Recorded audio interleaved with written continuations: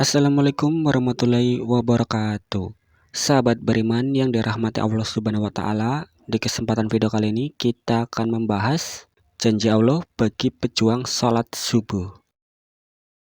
Sebelum masuk ke pembahasan, buat teman-teman jangan lupa dukung channel sederhana ini agar channel ini dapat berkembang dengan baik.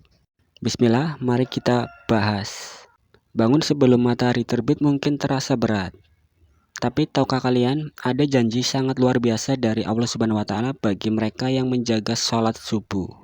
Berikut beberapa penjelasan tentang janji Allah kepada para pejuang sholat subuh. Yang pertama, disaksikan oleh para malaikat. Sholat subuh memiliki keutamaan yang sangat istimewa karena disaksikan oleh para malaikat. Dalam Al-Quran, surah Al-Isra ayat 78, Allah Subhanahu wa taala berfirman, "Laksanakanlah sholat sejak matahari tergelincir sampai gelapnya malam, dan laksanakanlah pula sholat subuh. Sungguh sholat subuh itu disaksikan oleh para malaikat." Quran Surah Al-Isra ayat 78. Malaikat Allah hadir untuk menyaksikan dan mencatat amal kebaikan orang-orang yang sholat subuh. Lalu mereka melaporkannya langsung kepada Allah Subhanahu wa taala. Yang kedua, mendapatkan cahaya di hari kiamat bagi orang yang menjaga sholat subuh. Salah satu keutamaan terbesar bagi mereka yang menjaga sholat subuh adalah mendapatkan cahaya di hari kiamat. Dalam hadis riwayat Abu Dawud dan Tirmizi, Rasulullah bersabda, "Berilah kabar gembira kepada orang-orang yang berjalan dalam kegelapan menuju masjid untuk sholat subuh, bahwa mereka akan mendapatkan cahaya yang sempurna di hari kiamat." Di saat semua orang dalam ketakutan menghadapi hari pembalasan, orang yang menjaga sholat subuh akan mendapatkan cahaya sebagai petunjuk dan perlindungan. Yang ketiga, setan tidak bisa menguasai hati dan pikiran. Orang yang meninggalkan sholat subuh akan lebih mudah dikendalikan oleh setan.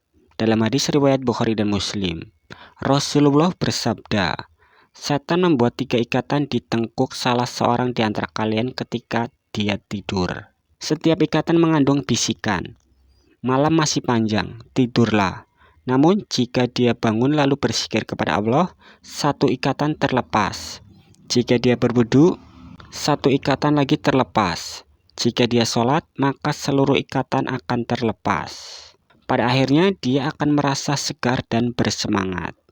Jika tidak, dia akan merasa malas dan hatinya kotor." Yang keempat, dijamin masuk surga. Sholat subuh adalah salah satu kunci untuk masuk surga.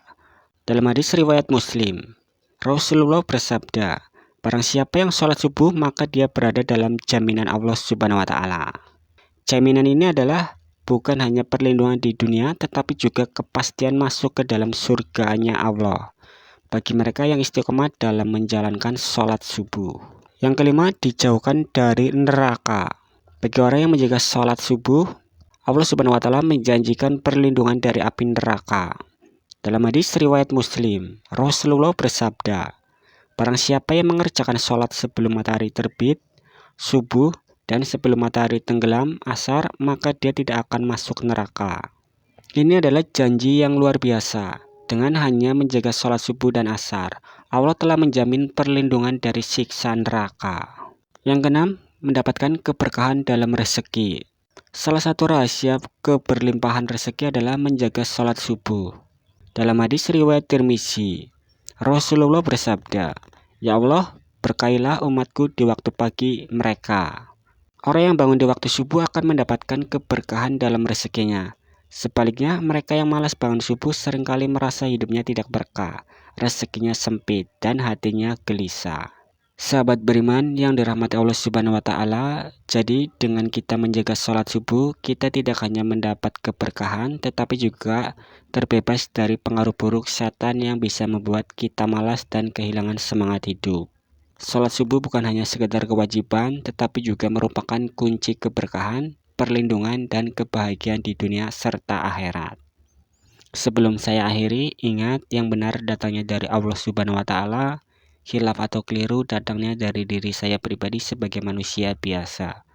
Saya akhiri, sampai jumpa di video berikutnya. Wassalamualaikum warahmatullahi wabarakatuh.